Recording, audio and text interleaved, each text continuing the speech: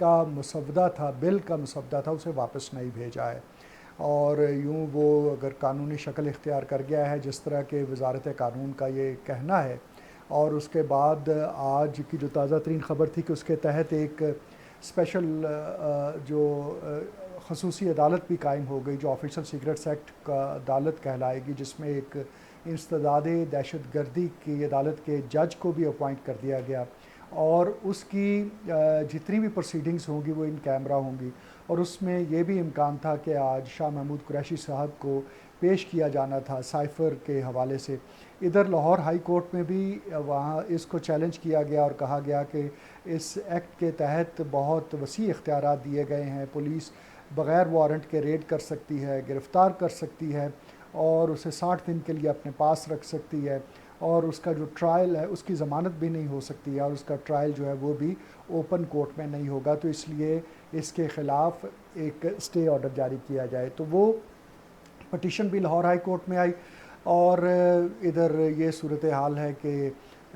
इशारा दिया जा रहा है कि सदर मुमलिकत इसको सुप्रीम कोर्ट में रेफरेंस भेज सकते हैं और आम वकला भी इसको चैलेंज कर सकते हैं।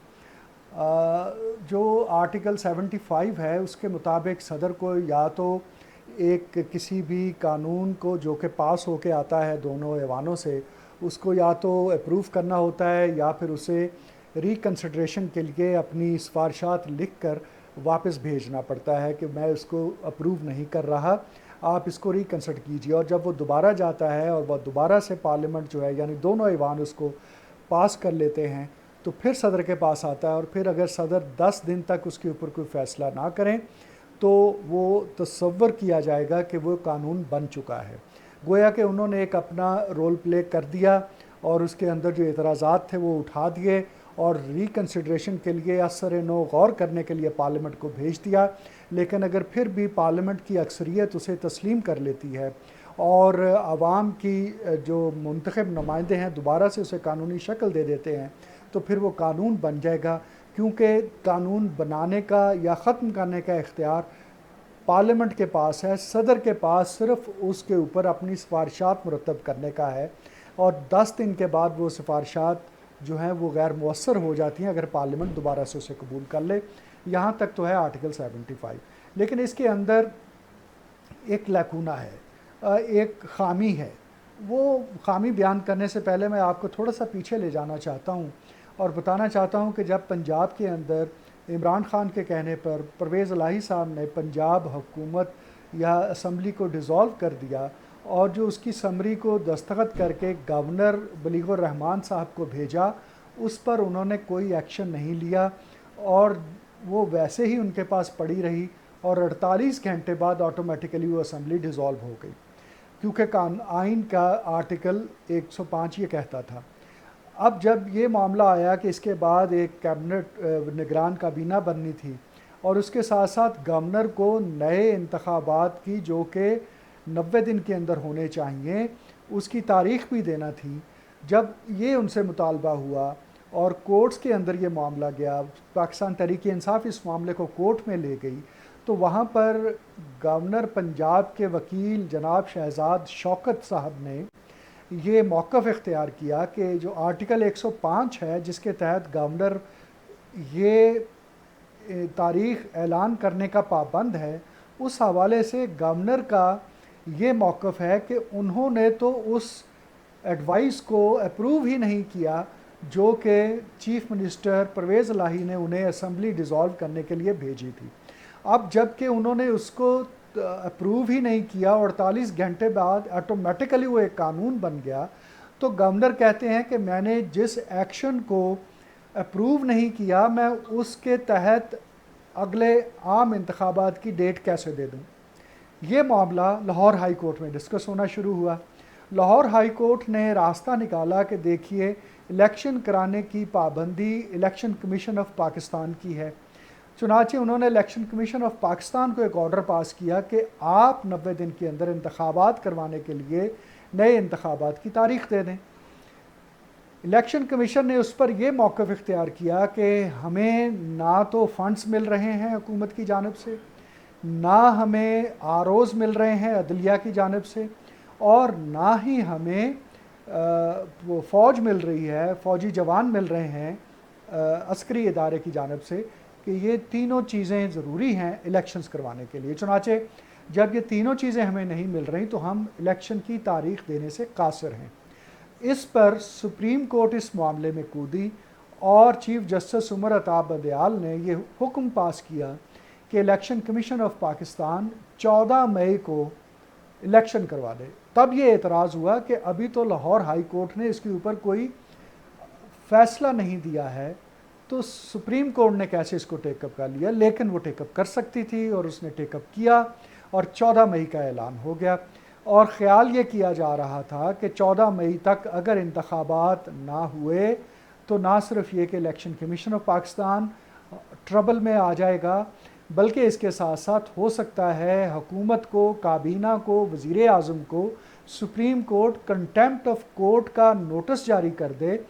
और फिर 15 दिन के बाद उस पर आधे मिनट की सज़ा सुना के उन्हें नाअहल करार दे दे।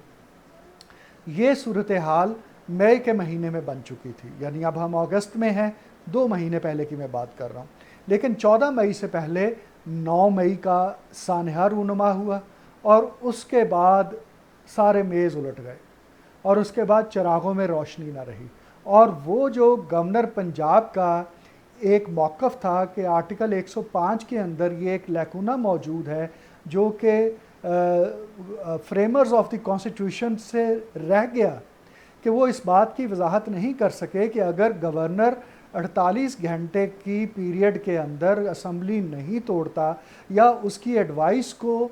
कबूल नहीं करता, उस पर साइन नहीं करता, दस्तखत सब्त नहीं करता,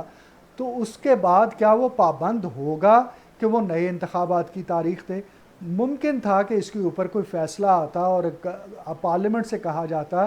कि आइन के अंदर मौजूद इस सुकम को, अगर सुकम है, अगर ये ख़राबी है तो इसको दूर किया जाए, लेकिन वो हुआ ही नहीं। अब ऐसा ही एक सुकम एक एतबार से सदर मुमलकत ने आर्टिकल 75 के हवाले से उठा दिया है और उनका ये कहना है कि वहाँ पर इस बात का तज़किरा है कि आप प्रेसिडेंट या तो उसे अप्रूव कर लेगा 10 दिन के अंदर या फिर उसके ऊपर रिकन्सिडरेशन के लिए अपनी सिफारिशात मुरतब करके लगा के पार्लियामेंट को वापस भेजेगा। लेकिन अगर सदर 10 दिन तक उसको कंसिडर नहीं करता, उसके ऊपर कोई गौर नहीं करता, उसको ना मंजूर करता है, ना वापस पार्लियामेंट को भेजता है, तो फिर इस सूरत में उस बिल की, उस कानून की क्या हैसियत होगी, ये आर्टिकल 75 नहीं बताता। आर्टिकल 75 बल्कि छलांग लगा के आगे जाता है और तसव्वुर करता है कि सदर या तो 10 दिन में उसे मंजूर कर लेंगे या फिर 10 दिन के अंदर उस पर ऑब्जेक्शन लगाकर वापस पार्लियामेंट को भेजेंगे। पार्लियामेंट मुंतखब नुमाइंदा होने की वजह से अवाम की, वो उसको दोबारा पास या रिजेक्ट कर देती है और पास करके फिर अगर भेजती है तो 10 दिन के अंदर अगर सदर दोबारा उसे मंजूर नहीं करते तो वो मंजूर शुदा तसव्वुर किया जाएगा। लेकिन अगर सदर पहली मरतबा जब उनके पास आया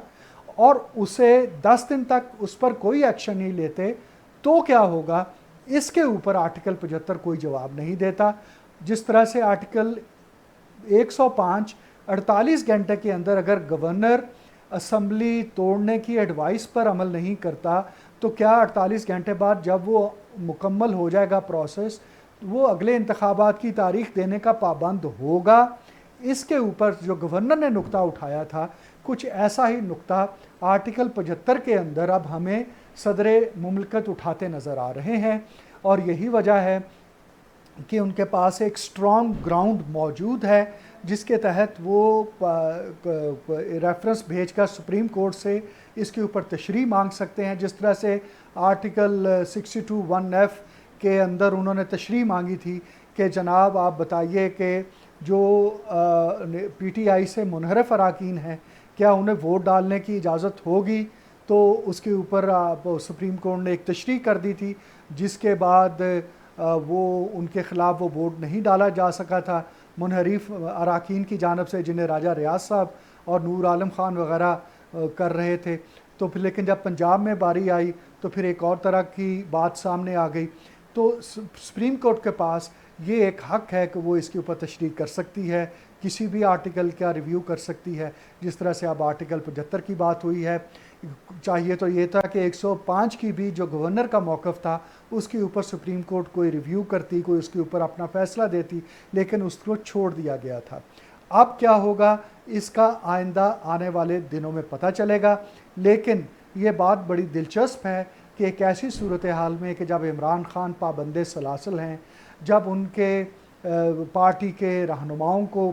पकड़ा जा रहा है बार बार, जब उनके वर्कर्स को नहीं छोड़ा जा रहा, जब ऑफिशियल सीक्रेट्स एक्ट और आर्मी एक्ट के तहत उनके ट्रायल करने की बातें हो रही हैं, तो एक ऐसी सूरत में पीटीआई में इतना दमखम है कि उसके नुमाइंदा और उसका एक मेंबर जो सदर मुमलकत है वो अभी भी चैलेंज कर रहा है। इस सूरत हाल में गोया कि ये गेम बहुत बड़ी है, बहुत गहरी है। पाकिस्तान तहरीक-ए-इंसाफ हार कर भी नहीं हारी हुई नज़र आती है। शुक्रिया।